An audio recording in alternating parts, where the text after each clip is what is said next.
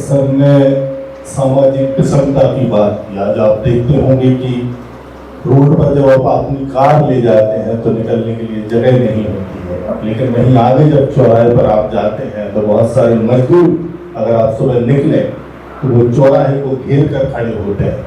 तो ये जो विषमताएं हैं कि कहाँ कहीं किसी को रोटी चाहिए तो किसी को पार्किंग चाहिए, तो ये जो इतना बड़ा अंतर आ गया आज कि कुछ लोग सिर्फ अपनी जो बुनियादी जरूरत है उनको पूरा नहीं कर पा रहे। बिलियंस और ट्रिलियंस की इकोनॉमी की बात की जा रही है और वहीं 80 करोड़ लोग, जो आधिकारिक आंकड़ा है, 5 किलो राशन की लाइन में लगे हुए हैं। तो ये विषमताएं हैं और विषमताएं बनी हुई हैं और जिसका एक आधार जाति भी है। कहा जाता है कि गरीब की कोई जाति नहीं होती, लेकिन गौर से देखिए कि जातियों में गरीबी तो जरूर मिल जाएगी।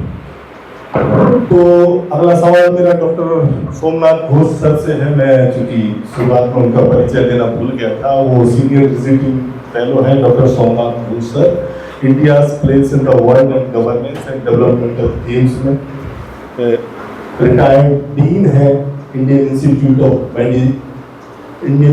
ऑफ मैनेजमेंट काशीपुर से। तो सर आपका स्वागत है।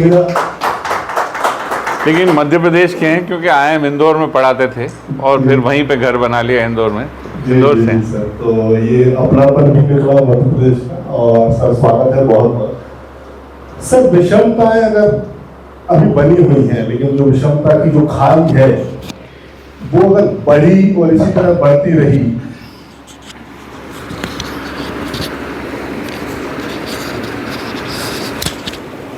तो फिर इसका जो सामाजिक जो परिणाम होगा आखिर में वो क्या होगा सर? मैं शॉर्ट में आपके स्टेटमेंट जानना चाहता हूं।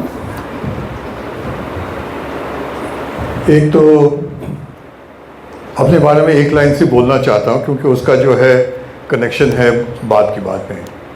मैं IIM इंदौर पे था बहुत ही कम समय के लिए और कुछ ऐसी स्थिति हो गई जिसके लिए मैं स्टूडेंट्स को जो ग्रुप बना के जो है छोटे छोटे जो जहाँ सोशल वर्क जहाँ होता है उसकी भी लेके गया।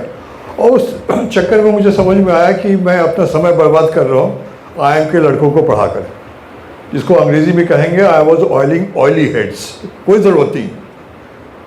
और दूसरी बात कि जब मैं स्टूडेंट्स को जो मैं चाहे वो आपका वाटरशेड के बारे में या नहीं तो ऑर्गेनिक फार्मिंग जब वो लेके गया, मैंने कहा एक्चुअल लाइफ वहीं पे है, वही है ज़िंदगी। और मैं रिज़ाइन कर दिया। ये 2000 के लगभग है और बहुत सालों तक मैं भटकता रहा। नहीं कोई देखिए सरकारी नौकरी कोई नहीं छोड़ता, वो भी IIM का मैं छोड़ दिया।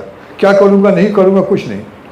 कारण ये था कि मुझे पता नहीं था क्या मैं करना चाहता हूँ। इतना तो मुझे पता था कुछ करना चाहिए और IIM में रह के कुछ नहीं कर सकता पढ़ाकर।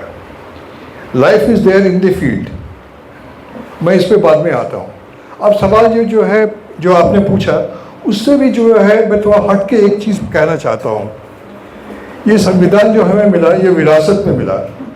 विरासत में आपको कोई चीज़ मिलती है, आपको घर मिले या कोई सोना दाना मिले तो क्या करते हैं आप? उसको कायदे से रखते हैं, साफ करके रखते हैं, उसको बर्बाद नहीं होने देते हैं। ये आपकी जिम्मेदारी होती है। तो हमें ये संविधान विरासत में मिला और जब तक हम इसकी हिफाजत नहीं करते हैं तो हमें ये जो विरासत जो मिला इसका कोई मतलब नहीं होता। हम इसके जो है इस विरासत के हम दुश्मन बन जाते हैं, हम रखवाले नहीं हैं। आज चौकीदारी की बात हो रही है, लेकिन सबसे ज़्यादा जो है जिम्मेदारी हमारी थी कि आज अगर ये संविधान का देखिए मान लीजिए बहुत सारे मान लीजिए संविधान ना भी होता, लेकिन ये मूल बातें जो है सोशल इक्वालिटी, इकोनॉमिक इक्वालिटी या ये तो वैसे भी रहती।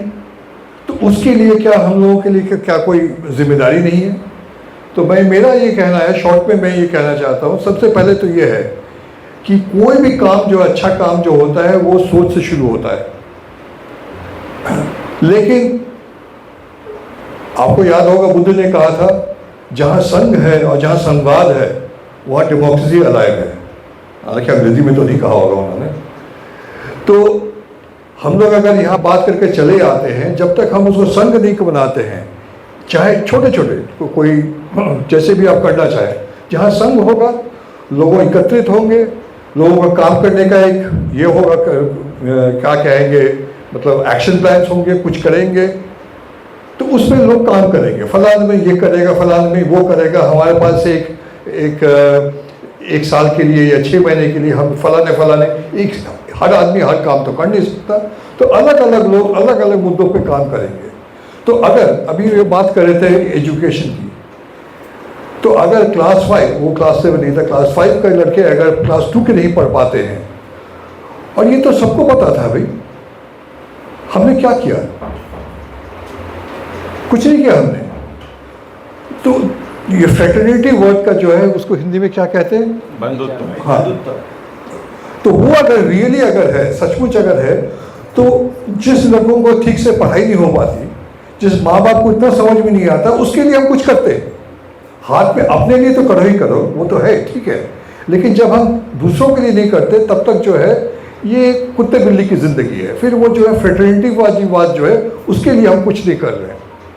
तो मेरा कहना ये है कि अगर आप संविधान के बारे में बात करना चाहते हैं, अगर आप सोशल इक्वालिटी की बात करना चाहते हैं, इकोनॉमिक इक्वालिटी की बात करना चाहते हैं, तो उसके लिए सब तो हम लोग इंडिविजुअल लेवल पे, ग्रुप लेवल पे तो करेंगे, लेकिन सबसे बड़ा एक्टर है द स्टेट।